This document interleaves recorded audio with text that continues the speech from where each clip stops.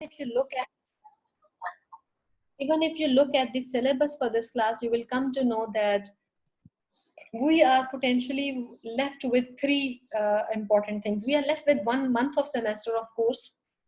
The semester will end on July the 2nd, and today is June the 2nd. So we are left with three main topics.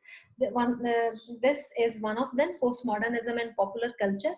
With that, we are left with our little debate on feminism, and lastly, we will talk about culture class resistance, which is based on Stuart Hall's thinking, something that I switched with representation. Remember, towards the middle of the semester, I said that let's do representations first and we'll talk about resistance later. So these are three main things, and we are already working on that. I hope to finish this sometime this week, inshallah, and then we will be left with two more main topics.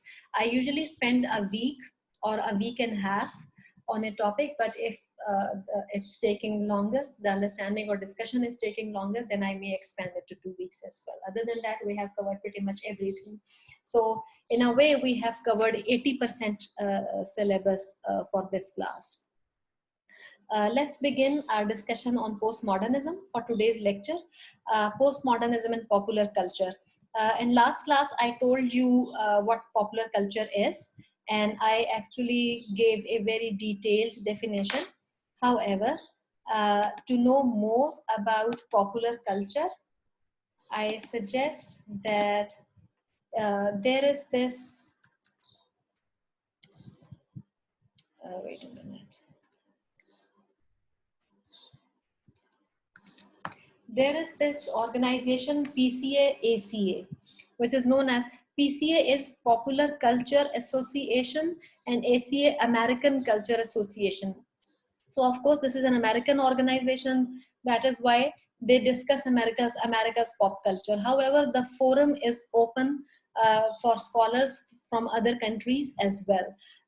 PCA-ACA is a wonderful forum to understand more about popular culture. They do their annual conventions, which means they do their conferences every year. And I once presented at their conference, and the discussions and debates they have about popular culture, they are very, very interesting and fruitful. However, this website, I encourage you to visit their website. If you explore their website, and especially if you explore their website related to the content for the understanding of popular culture, you will find many useful informations there. This is a source that you can use. PCA-ACA, to repeat, it is Popular Culture Association / American Culture Association.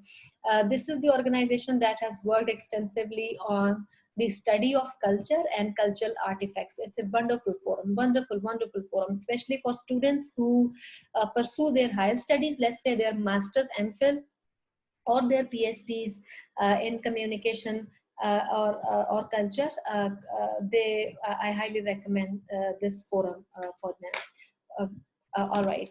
Now, we already discussed what is postmodernism, what is popular culture, and today I would like, there are a few students about whom I feel like they are mostly silent and they do not take part in the class activities. Today, I will be asking them questions. I just want to assess their understanding. I want to assess that they are they are understanding the content that we discuss in the class. With that, I told you that in our learning of postmodernism, identification will essentially learn that how can we examine or how can we determine postmodernism, postmodernism in media. This seems like in the content of media. When we talk about postmodernism, this seems to be an abstract idea. Rakshan, can you tell what is an abstract idea? I talked about this, by the way, in my last class. What is an abstract idea? We are saying that apparently it seems that postmodernism is an abstract idea. So my question is, what is an abstract idea? Yeah, Fatima has raised her hand. Fatima, just a minute. Let me ask Rafshan. Rakshan, can you hear me? Are you with us, or do you just have your Zoom session on to show your presence? Because that really doesn't matter. I already don't do the attendance for this class, and you know there is no attendance. By the way, those of you who have the experience of taking classes with me earlier, they know that I am very generous in grading.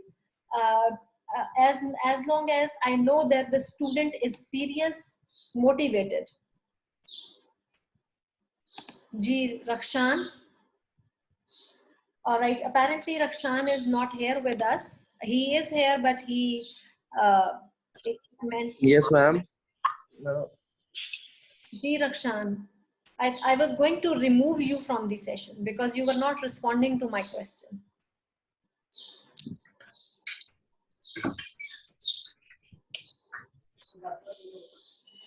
Please answer my question if you heard it.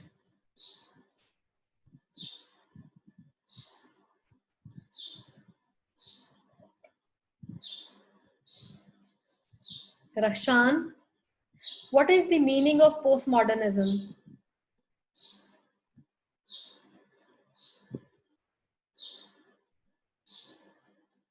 Rakshan, Ma'am, can you give me a minute? Ma'am, wait. otherwise I am going to remove you from the session, and I have not let you back. Well, you can be back in after you have prepared the answers. And next time, please learn to be attentive in class. And I request you to keep your camera on all the time.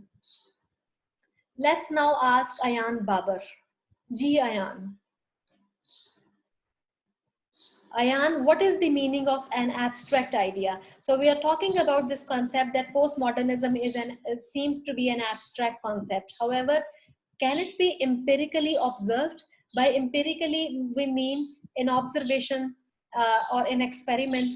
Can we determine postmodernism in media content? If so, how? This is what we are learning in this class. So can you answer my question? Just that, what is the meaning of abstract? When I say postmodernism is an abstract idea, what does it mean? Ayan Babar. If I Yes, don't. ma'am. Ji Ayan, what is the meaning of abstract? Right now I don't know. Ji? Ma'am, right now I don't know. You were with us in last class. I remember seeing you.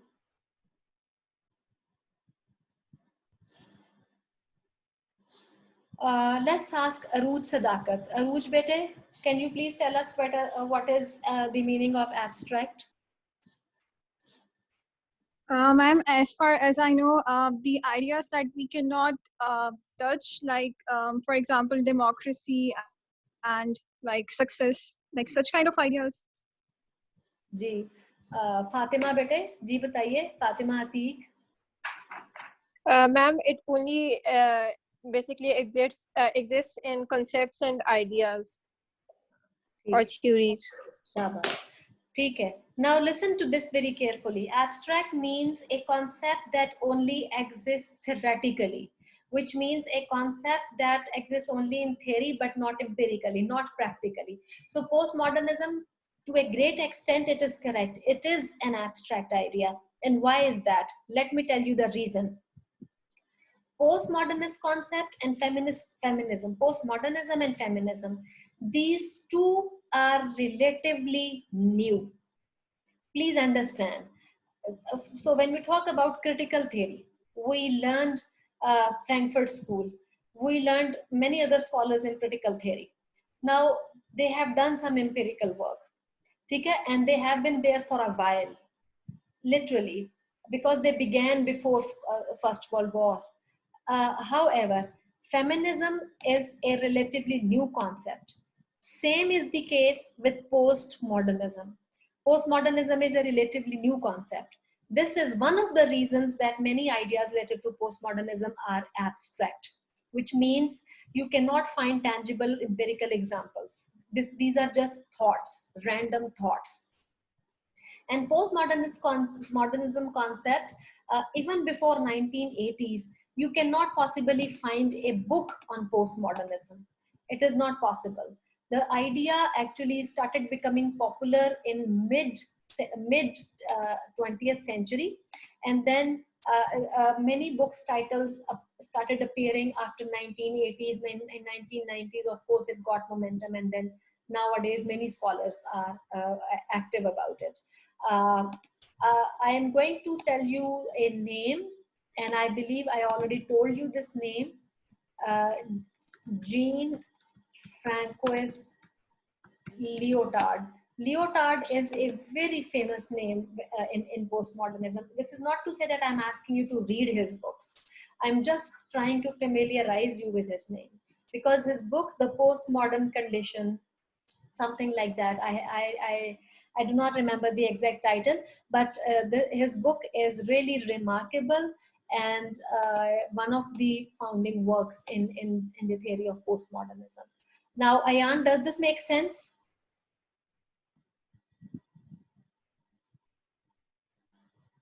Ayan Babar.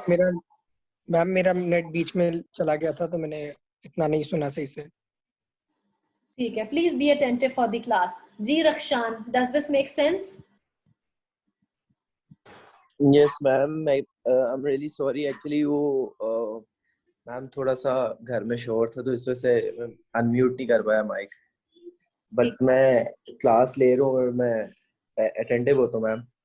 उसमें कोई issue. ठीक है. Please do not think that I am trying to be hard on you. I am trying नहीं to. नहीं ma'am ऐसा कोई issue नहीं है. I am only trying to help. Yes, ma'am. Unfortunately, we live in a country where education is not a right. It is a privilege. It is a privilege for which you have to pay. And I know all of you have paid massively for your education. Please do not let that go to waste. Just, I am only Yes. trying to help. It's not like I am trying to be hard on you. Yes, ma'am. I'm sorry. Gee, it is very important for you all to be attentive, because it is important for you to understand these concepts. This will lay foundation for your, not for exam. I mean, of course, you will all do great in exam as long as you are paying little bit of attention. But if this is laying base for your higher studies, if you are interested in that. All right. Postmodernism and reality. We also talked about this idea that in the era of modernism, it was believed that mass media works like a mirror. Mass media works like a mirror that tells the society that, like the mirror of reality. Mass media mirrors reality. Mass media works as a watchdog, as the fourth pillar of state that mirrors reality to people. However, ultimately people started believing that the idea, not believing, people started thinking that the idea of holding up a mirror actually seems to be quite the contrary, because media seems to construct reality for us or distort reality for us. In my last class, that class actually was related to MCOM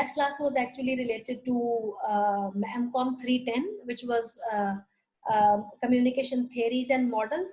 And I was very briefly discussing the propaganda model with them. And we were also talking about reality, distortion of reality. Since we were discussing propaganda, we were talking about distortion of reality, construction of reality and all that.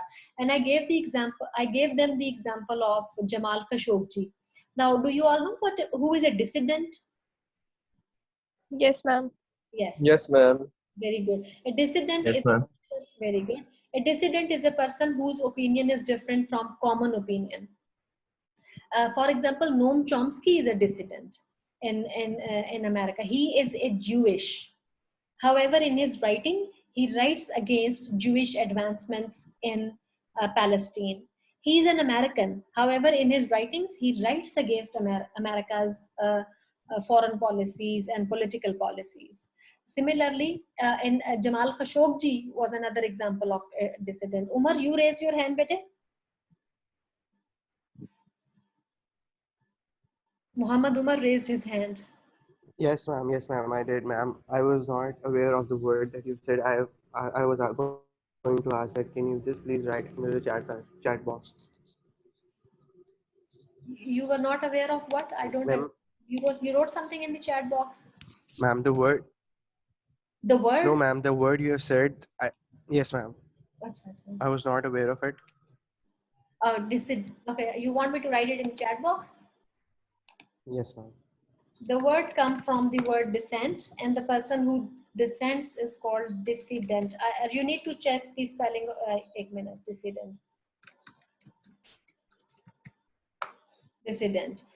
So we're talking about dissident. So if media is marginalizing dissent, if media is marginalized का मतलब होता है to consider something unimportant or insignificant. You don't pay importance. Well, Chomsky is a dissident, and we know that how important and strong his voice is within American media. So, but when he's not marginalized, but in Pakistan, sometimes yes, dissidents are marginalized. If media is marginalizing dissident, then media, of course, is not holding up a mirror.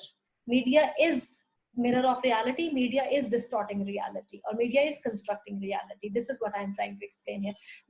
By the way, this is based on the discussion, my discussion from previous class. I'm just doing a quick revision.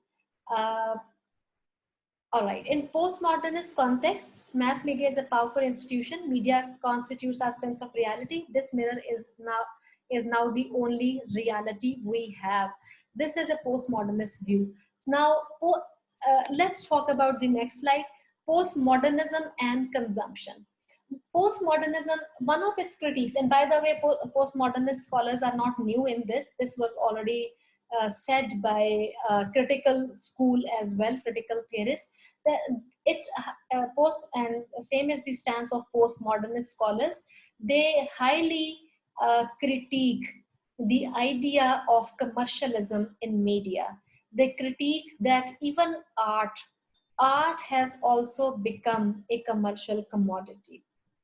So look at advertisements, look at how messages are circulated in media, and even today in social media. So art has become commodity. You pay for it.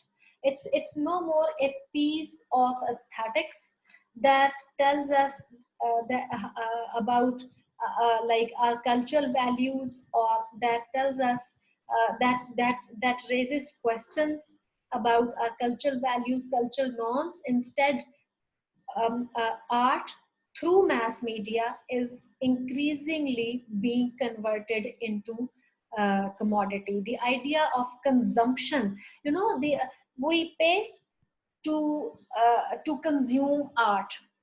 We have to pay movies, music, uh, many other things. You pay for them, and so that is that. Fatima, you raise your hand. That is the critique of postmodernism on the idea of consumption. Ji bache. Ma'am, I just wanted to ask that you mentioned that art is commodified through media. So even the critical theory also that we studied for Frankfurt School, they also suggest the same thing. So is there any relationship between that critical theory and postmodernism? It's the same. It's the continuation. It's the continuation of the same idea. Critical school also critiqued the idea of consumption by mass media, and postmodernism is again being vocal about the same idea. However, the difference that you were talking about the relationship, the difference is that critical school actually focuses way more on the idea of consumption. Postmodernism, it does consider the idea of consumption, but one of the many other aspects, and we'll talk about other aspects in a minute. So postmodernism, it criticizes the idea of consumption, but this is not the only criticism they have. They have much more criticism besides this.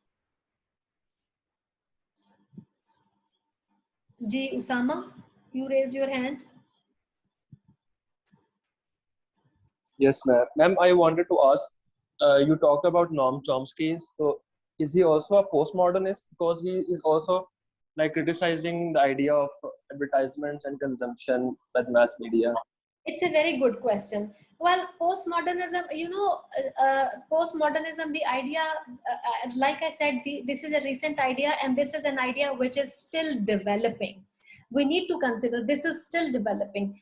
Uh, uh, I do not think, I personally believe that Chomsky is not a postmodernist scholar. He's a philosopher, and I'm not sure what will his philosophy be considered, like continental Uh, analytic, but he's a ma'am, philosopher. I think he's more lenient towards the left, and he also calls himself an anarchist. For some other political analysts, they call him an anarchist. He is an anarchist, but there are other scholars who are more famous than Chomsky in anarchism, especially Todd May. Todd May is very famous and he was, I have the privilege of being his student. I am Todd May's student. Todd May, whenever it comes in anarchism, in philosophy, Todd May is just most influential. He writes in the New York Times, Todd May's I'll write his name in the chat box.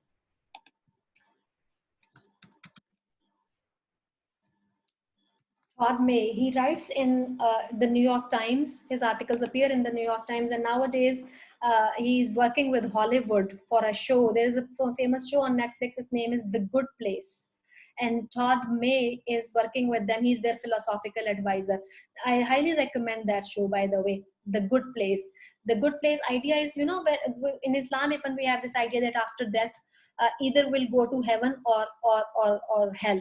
So heaven is good place and hell is the bad place. So they have kind of created an idea that what is happening to people who are in the good place.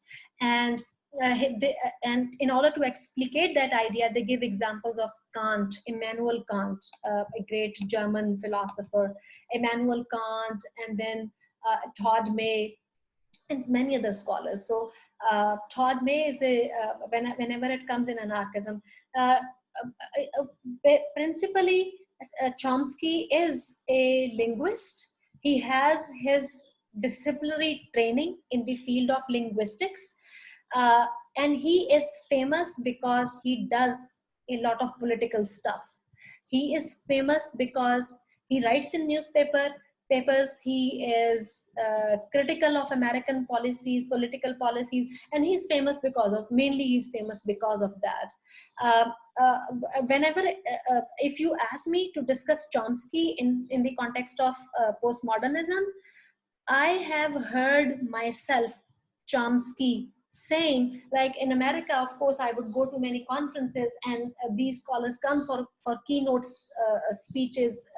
And many times, even if they are visiting, you get the chance to go to their sessions and listen to them. And he was saying that, well, many of the scholars who are associated to the field of postmodernism, many of their content is absurd, highly absurd. By absurd, we mean ambiguous. He said that I don't know how people make sense of that content because most of that is not comprehensible to me. However, this does exist. Like I said, this he favors postmodernism. This is not to say that Chomsky is against the idea of postmodernism, but he was you know, this is his style. He becomes critical of things. So he was criticizing postmodernism by saying that most of these writers are writing the content which is highly difficult, obscure, and absurd.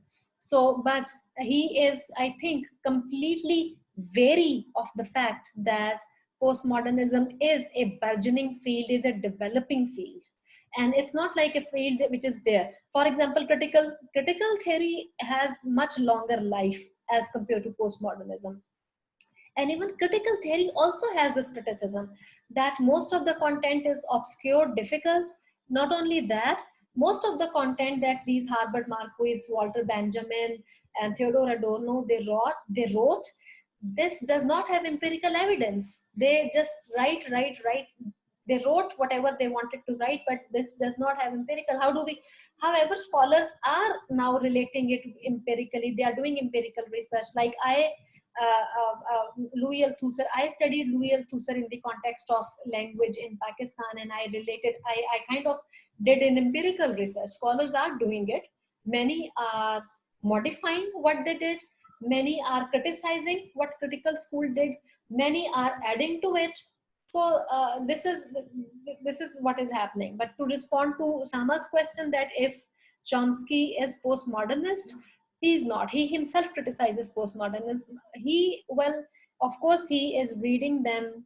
He is making sense of them, but he is wary of the fact that this is a developing field. Does this answer your question?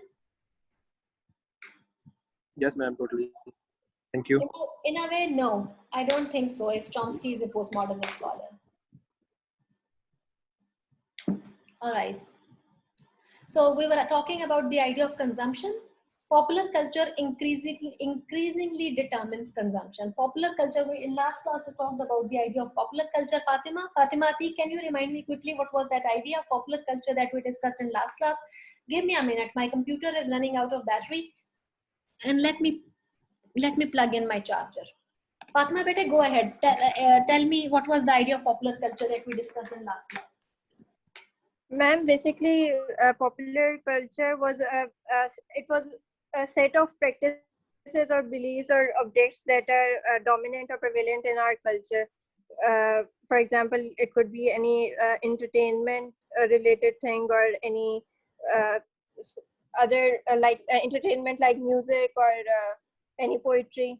Shabash, Like shabash. in Pakistan, we have Faiz Ahmed Faiz and Habib Jalib as our famous poets, and Iqbal as well.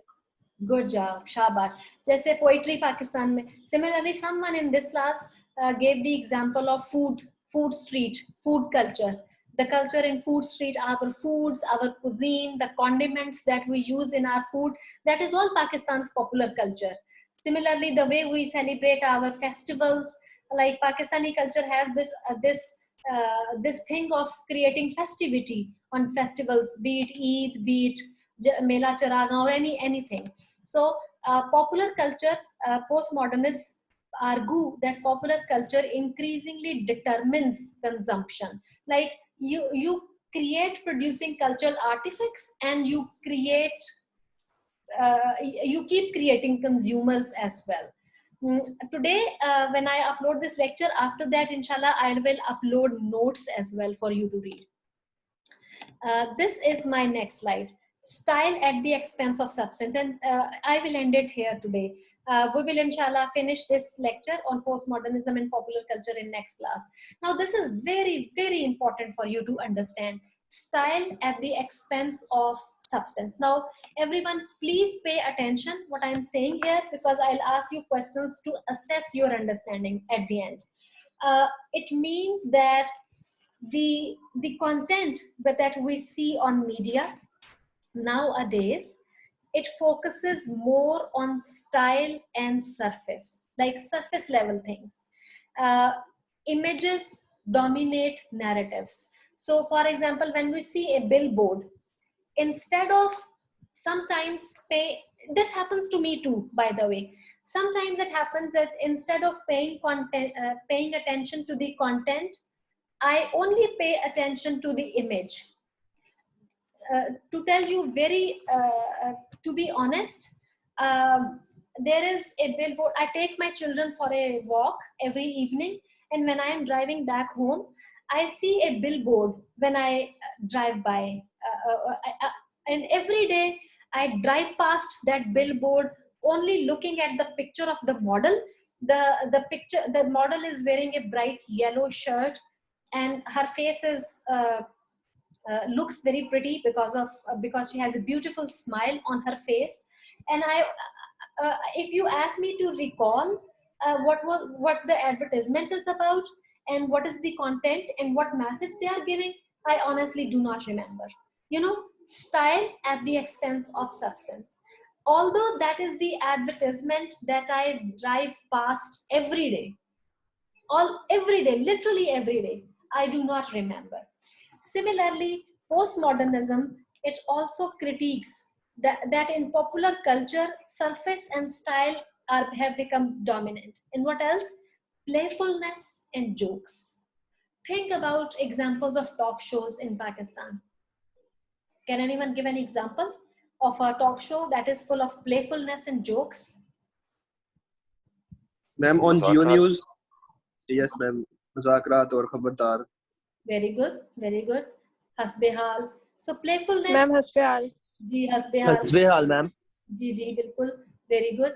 So you see, they believe that style and surface have dominated substance. So as a result, you know what has happened? Merit is being compromised. Seriousness and content is being compromised. Authenticity and intellectual depth.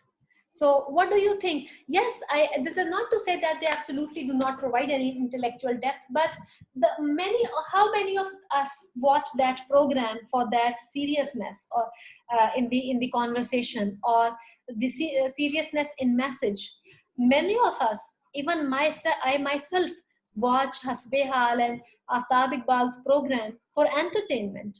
So style has overcome substance. This is what it means. Images in science are consumed precisely because they are images in science, regardless of questions of utility and value. I gave you my example, and I am being honest here.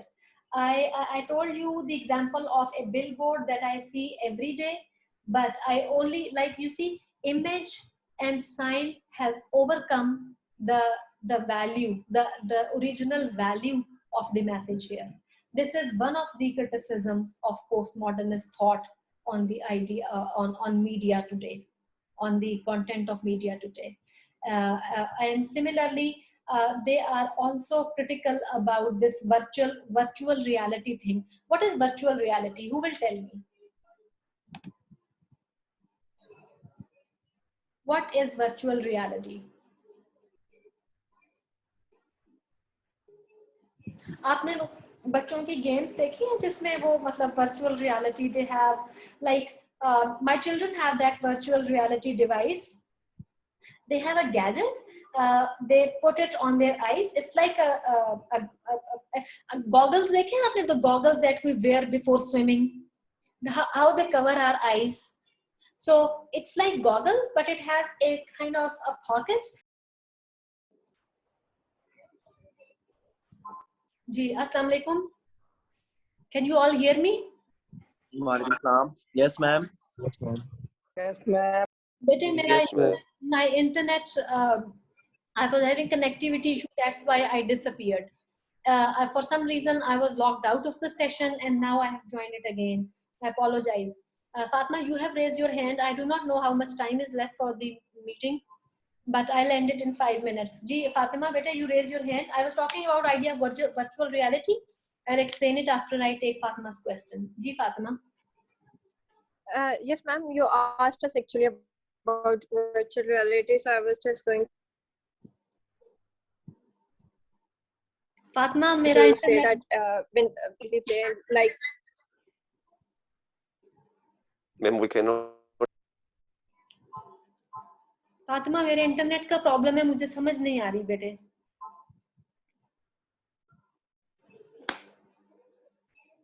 Fatma, can you write your question here in the chat box?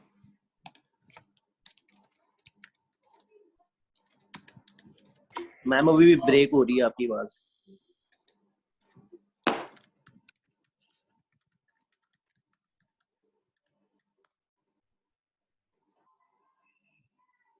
अच्छा, virtual reality you were answering. Can you all hear me? Yes, ma'am. Yes, ma'am. Yes, Yes, ma'am.